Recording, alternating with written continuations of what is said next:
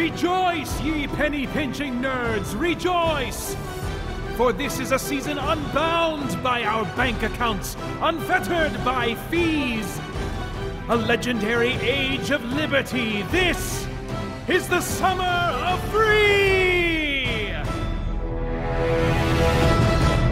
Hey guys, Peter Franson here from christiangeekcentral.com and Spirit Blade Productions, here with our final time of celebration for the Summer of Free 2017. And we've been doing the Summer of Free for, I want to say, like about a handful of years now. And so I thought this time, as we close out this summer, I would look back and kind of pick out a few of what have been standout free entertainment options for me for as long as we've been doing the Summer of Free. So I've got three that I'm going to pick out for you this time. The first one is the Battle for Wesnoth, and this is it's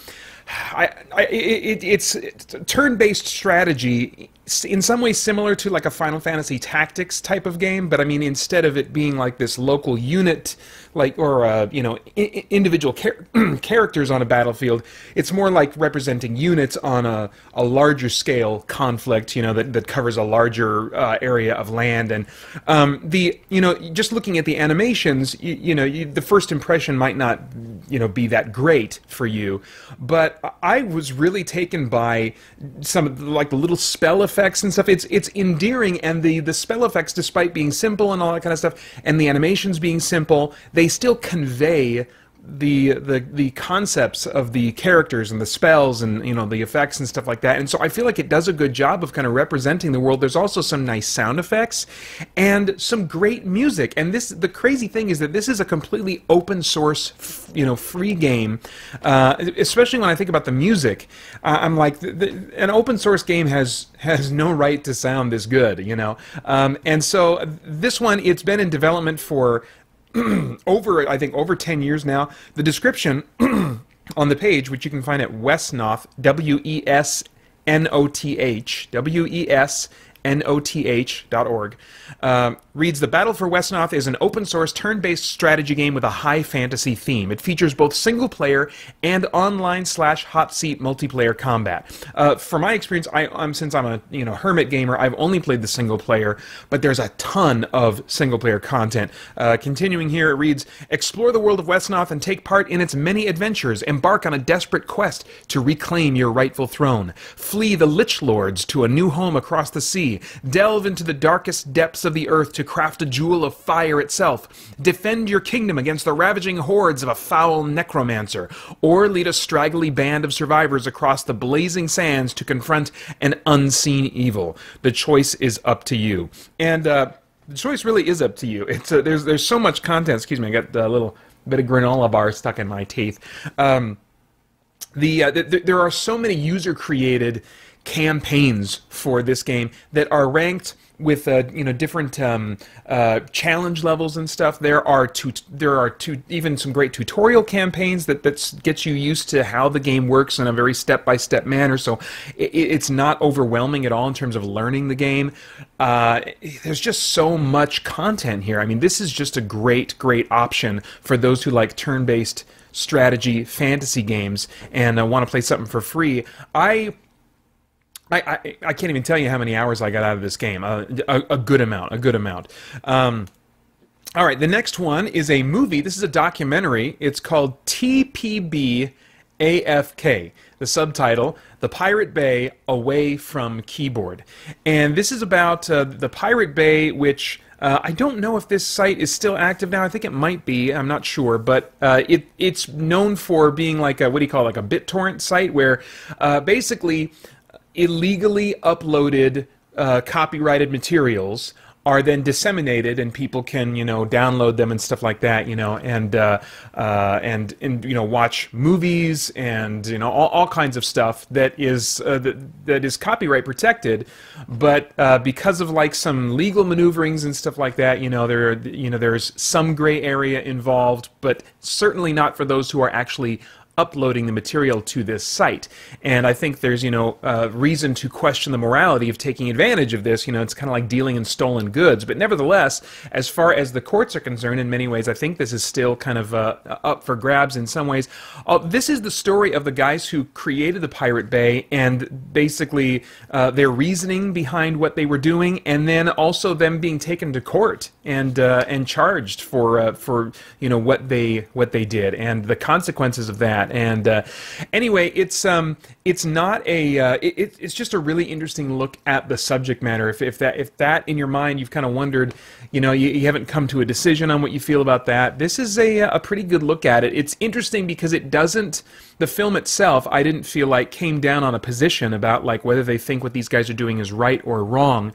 The film itself, at the very end, before the credits roll, says that this film is made for free and they want it to be distributed freely, everywhere. So the filmmakers have something of a similar spirit with the guys who created the Pirate Bay, in that they like this idea of putting things out there for free, but at the same time, the way that they portray these guys, or maybe just the way these guys naturally portray themselves with their own words, certainly doesn't leave them without flaw and without guilt. So it's just a very interesting look at the phenomenon of BitTorrents and the legality involved or illegality involved. So anyway, that you can get at GOG.com, GOG.com. They've got a movie section there, and this one is for free, and that isn't going to be changing anytime soon. So anyway, highly recommend it. Very interesting documentary.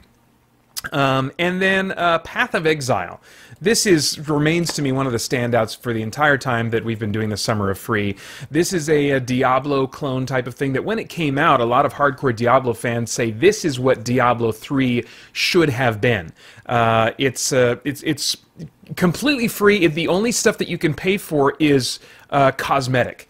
And well, I think that there actually maybe you can expand your inventory a little bit, but there are no like pay to win elements for this game, and it is insanely supported. I mean, there's been so many expansions and upgrades and stuff like that, and it's actually going to be it's in a closed beta right now for Xbox One users, and I believe it's going to be coming to Xbox One in October. I could be wrong about that, but this one, I mean, I haven't played it a ton. I've played maybe 10 hours of it, 5 to 10 hours. At the end of the day, for me, because it's PC and I prefer to play with a gamepad, then this isn't one that I've really spent a ton of time in. But man, for a long time, I overcame my issues, with not really liking keyboard and mouse personally because of the gameplay. It's just such a really enjoyable Diablo type of experience.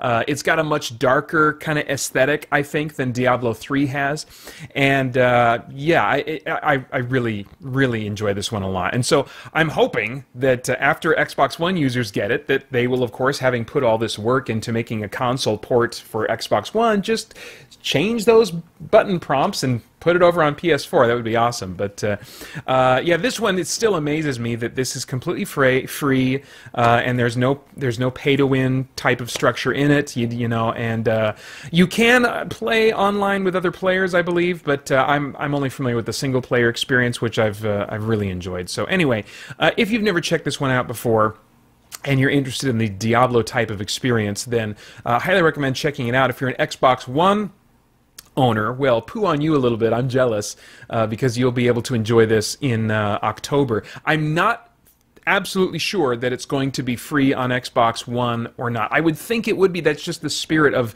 the creators and and their whole idea behind the getting this game out there. So I'd be a little bit surprised if it was paid. You had to pay for it on Xbox One. But anyway, PC for sure is free. Okay, that's it. Now, as we wrap up, there are 3 people who completed a 4-week backlog burn along with me, in which they spent no money on entertainment for themselves during that time, instead taking advantage only of free entertainment options or such as that are available online, or that they already had in their personal collections or whatever. And they completed their backlog burn, which means their names will now be celebrated on this obscure YouTube channel. They'll also be getting a free download of their choice of a digital product from over at spiritblade.com. Those people include Kim Wiki, John Wilkerson, and Reed Benson. I don't know, I'm running out of, I don't know. I didn't say that your names would be celebrated in any way that made sense. Anyway, Kim Wiki, John Wilkerson, Reed Benson, congratulations, guys. I will be in touch very soon so that you can get those downloads. That's it, guys, for the Summer of Free this year. As always, you can go over to summeroffree.com to check out all the free entertainment options that have been shared in years past as part of the Summer of Free. All of them are archived there that you can, so that really any day of the year you can enjoy the Summer of Free. But as far as like the official timetable for the Summer of Free, we are putting it to a close this year. We'll fire it up again, I imagine, next summer. Until then, I hope, as always, that you'll join us over at christiangeekcentral.com as we continue to geek out and seek the truth.